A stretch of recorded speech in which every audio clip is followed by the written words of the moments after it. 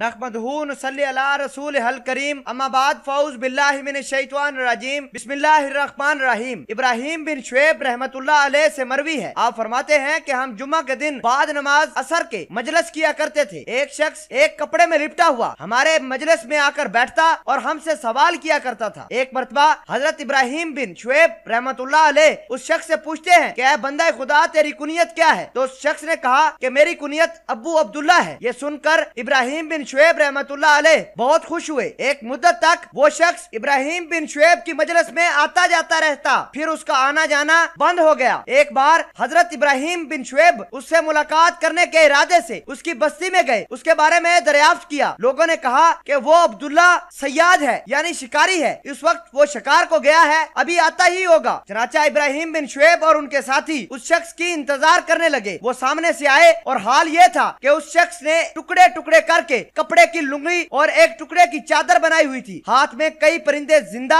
और कई जिबा थे। वो शख्स इब्राहिम बिन शुएब को देखकर मुस्कुराने लगे। इब्राहिम ने कहा कि आप हमारी मजलिस की रौनक हुआ करते थे, अब आपने आना जाना ही बंद कर दिया। वो शख्स कहने लगा, सच कहूँ कि मेरा एक हमसाया था, वो मुझे कपड़े दिया करता था और वो कपड़े पहनकर मैं तुम्हारी मजालस में आया करता था। चूँकि वो मेरा हमसाया सफर को चला गया है, मेरे पास कपड़े होते नहीं, इस वजह से मैंने तुम्हारी मजलिस में आना बंद कर दिया है। उस शख्स ने थोड़ी सी गुफ्तगू करने के बाद इब्राहिम बिन शुएब से कहा कि चलो खाना खाते हैं। वो शख्स अपने मेहमानों को मकान पर ले गया और अपनी बीवी को ज़िबा किए हुए परिंदे पकाने के लिए सुपुर्द किए और जिंदा परिंदों को बाजार में लेकर उन्हें बेचकर रोटियां खरीद लाए। उतनी देर में बीवी ने सालन तैयार कर रखा था। इब्राहिम और उसके साथियों ने खाना खाकर चलने लगे तो आपस में गुफ्तगू करने लगे कि ये देखो कितना नादार शख्स है, इतनी गरीबी के बावजूद भी खुशहाल और अल्लाह के फजलो करम से बहुत अच्छा है। इब्राहिम बिन शुएब ये गुफ्तगू करके अपने साथियों को लेकर उस शख्स की बस्ती से बाहर निकल गए। इब्राहिम बिन शुएब के साथियों ने आपस में मशवरा किया कि क्यों ना हम पैसे जमा करके उस नादार शख्स की जिसने हमारी मदद की है, जो हमारी मजलिस में आया करता था, उसकी मदद कर दें ताकि वो अपना कम से कम हुलिया ही बदल ले, अपने लिए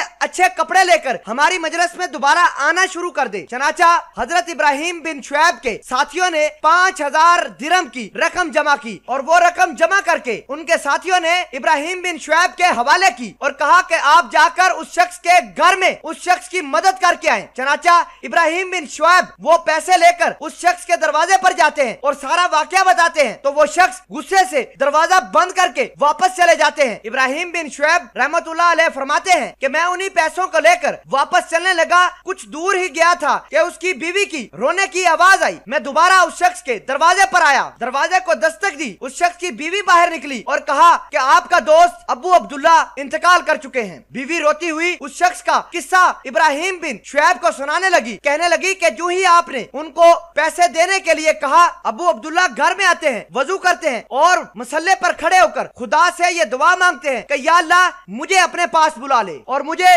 इस फितने में न डाल। ये कहते हुए मेरा शौहर लंबे लेट गए। अब्बू अब्दुल्ला की बीवी इब्राहिम बिन शुएब को कहने लगी कि जब मैं अपने शौहर के करीब पहुंची तो उनका इंतकाल हो चुका था और ये है उनकी मैयत। इब्राहिम बिन शुएब फौरी तौर पर हाकिम वक्त के पास गए, उनको सारा वाकया बताया कि इतना नेक और अच्छा इंसान दुनिया से रुखसत हो गया है। हाकिम वक्त ने कहा कि पूरे इलाके में, पूरे शहर में मनादी करा दो, ऐलान करवा दो, इस शख्स का जनाजा मैं यानी हाकिम वक्त पढ़ाएगा। कहा जाता है कि उस शख्स के जनाजे में पूरे शहर ने शिरकत की, सारे रईस और उमरा भी उसकी तदफीन में शामिल हुए थे। सामईने कदर, बेशक दुनिया में कुछ लोग ऐसे भी गुजरे हैं जो सारी जिंदगी अपने आप को दुनिया से बचाते रहे हैं और जब दुनिया में फंसने का वक्त आया तो वो दुनिया ही से चल बसे। और दूसरी तरफ हम अपने गिरबानों में झांके कि हम किस कदर दुनिया की मोहब्बत में गिरफ्तार हो चुके हैं। अल्लाह ताला हम सबको इस वाक़े से सबक हासिल करके आखिरत की तैयारी की तौफीक अता फरमाए। आमीन या रब्बुल आलमीन।